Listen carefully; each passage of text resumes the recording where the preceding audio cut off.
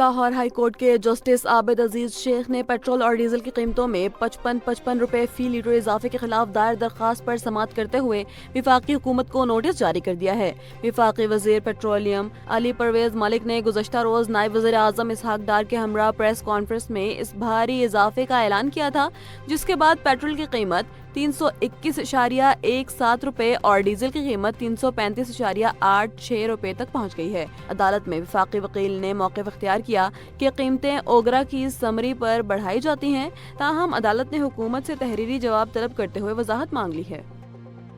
عراق میں بحری جہازوں پر حملے کے بعد سعودی عرب، کویت، قطر اور متحدہ عرب امارات نے متعدد ایرانی میزائلوں اور ڈرونز کو فضا میں ہی تباہ کرنے کا دعویٰ کیا ہے۔ اس سنگین صورتحال میں ایرانی صدر مسعود پزشکیان نے جنگ بندی کے لیے 3 شرائط پیش کی ہیں، جن میں ایران کے جائز حقوق کی تسلیم، جنگی نقصانات کا ازالہ اور مستقبل کے لیے بین الاقوامی ضمانتیں شامل ہیں۔ دوسری جانب امریکی صدر ڈونلڈ ٹرمپ نے آبنائے ہرمز میں تیل کی سپلائی لائن کے تحفظ کا عزم ظاہر کیا ہے، جبکہ ایران نے خبردار کیا ہے کہ اگر کشیدگی نہ رکی تو عالمی منڈی میں خام تیل کی قیمت $200 فی بیرل تک جا سکتی ہے۔ پاکستان، سعودی عرب، ترکیہ، قطر اور مصر سمیت 8 مسلم ممالک نے اسرائیل کی جانب سے مسجد اقصی کی مسلسل بندش اور عبادت گزاروں کی نقل و حرکت پر پابندیوں کی شدید مذمت کی ہے۔ مشترکہ اعلامیہ میں واضح کیا گیا ہے کہ اسرائیل کو مقبوضہ یروشلم یا وہاں کے مقدس مقامات پر کوئی خود مختاری حاصل نہیں اور یہ اقدامات بین الاقوامی قوانین کی کھلی خلاف ورزی ہیں۔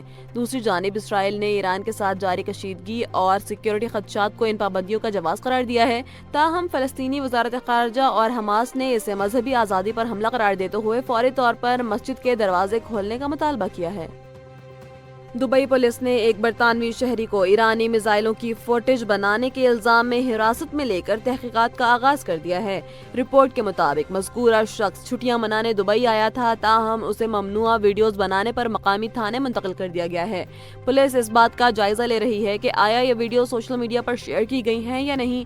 واضح رہے کہ متحدہ عرب امارات میں جنگی صورتحال یا حساس تنصیبات کی ویڈیوز آن لائن پوسٹ کرنا سنگین جرم ہے، جس کی سزا 2 سال قید اور بھاری جرمانہ ہو سکتی ہے۔ حکام نے پہلے ہی خبردار کر رکھا ہے کہ جنگ سے متعلق غیر مصدقہ یا حساس مواد شیئر کرنے والوں کو جیل بھیجا جائے گا۔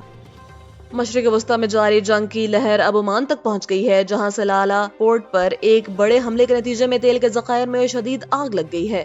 ایران نے اس حملے میں ملوث ہونے کے الزامات کو مسترد کرتے ہوئے اسے علاقائی تناؤ بڑھانے کی سازش قرار دیا ہے۔ ایرانی حکام کا موقف ہے کہ ایسے اشتعال انگیز اقدامات کے پیچھے امریکہ اور اسرائیل کا ہاتھ ہو سکتا ہے، تاہم یہ واقعہ ایک ایسے وقت میں پیش آیا ہے جب منگل کے روز بھی آبنائے ہرمز اور خلیج عمان میں 3 بحری جہازوں کو نشانہ بنایا گیا تھا، جن میں سے تھائی لینڈ پر جہاز پر حملے کی ذمہ داری ایرانی پاسداران انقلاب پہلے ہی قبول کر چکے ہیں۔ عالمی امن کے قیام کے لیے سلامتی کونسل میں ہونے والی کوششیں ایک بار پھر ویٹو پاور کی نظر ہو گئی ہیں۔ روس کی جانب سے پیش کی جانے والی فوری جنگ بندی کی قرارداد کو امریکہ نے ویٹو کر دیا ہے، جس کے باعث یہ منظور نہ ہو سکی۔ اس قرارداد کے حق میں 4 اور مخالفت میں 2 ووٹ پڑے، جبکہ 9 ارکان نے رائے شماری میں حصہ نہیں لیا۔ دوسری جانب خلیجی ممالک کی جانب سے پیش کی گئی قرارداد بھاری اکثریت سے منظور کر لی گئی ہے۔ اس قرارداد میں خلیجی ریاستوں پر ایران کے حالیہ حملوں کی شدید مذمت کی گئی ہے اور تہران سے فوری طور پر حملے روکنے کا مطالبہ کیا گیا ہے۔ دلچسپ بات یہ ہے کہ پاکستان خلیجی ممالک کی اس قرارداد کے حق میں ووٹ دیا، جبکہ چین اور روس اس عمل سے غیر حاضر رہے۔ سلامتی کونسل نے ایران کی جانب سے خلیجی ممالک اور پڑوسی ریاستوں پر حالیہ میزائل اور ڈرون حملوں کی شدید مذمت کرتے ہوئے قرارداد نمبر 2817 منظور کر لی ہے۔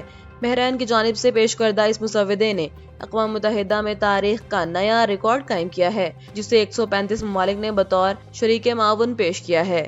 اس سے قبل یہ ریکارڈ 2014 میں ایبولا وائرس کے خلاف قرارداد کے پاس تھا۔ قرارداد کے حق میں 13 ووٹ آئے، جبکہ چین اور روس اس رائے شمارے میں حصہ نہیں لیا۔ پاکستان نے نہ صرف اس قرارداد کے حق میں ووٹ دیا، بلکہ وہ خلیجی ممالک کے ساتھ اس کا شریک معاون بھی رہا ہے۔ بحرین کے مندوب نے واضح کیا کہ یہ قرارداد ایران کے ان حملوں کے خلاف ایک عالمی پیغام ہے جنہوں نے سعودی عرب، متحدہ عرب امارات، بحرین، عمان، قطر اور اردن کی سلامتی کو خطرے میں ڈالا ہے۔ اور پاکستان ایئرپورٹ اتھارٹی نے اخراجات کی کمی کے لیے سخت اقدامات کا اعلان کیا ہے۔ نئے نوٹیفکیشنز کے مطابق ملازمین کو ملنے والے ماہانہ پیٹرول کے کوٹے میں 50% کٹوتی کر دی گئی ہے۔ اس کے علاوہ 3 لاکھ روپے تک ماہانہ تنخواہ لینے والے ملازمین کی 2 دن کی تنخواہ بھی کاٹی جائے گی۔ پی اے اے نے جون 2026 تک نئی گاڑیوں کی خریداری، سرکاری ڈنرز اور حکام کے بیرون ملک دوروں پر مکمل پابندی عائد کر دی ہے۔ ادارے میں اب ہفتہ وار صرف 4 دن کام ہوگا، جبکہ 3 دن تعطیل رہے گی اور تمام دفتری میٹنگز آن لائن منعقد کی جائیں گی۔ ایئرپورٹس پر لازمی سروس والے شعبہ جات جیسے اے ٹی سی اور سیکیورٹی شفٹوں میں 24 گھنٹے معمول کے مطابق کام جاری رکھیں گے۔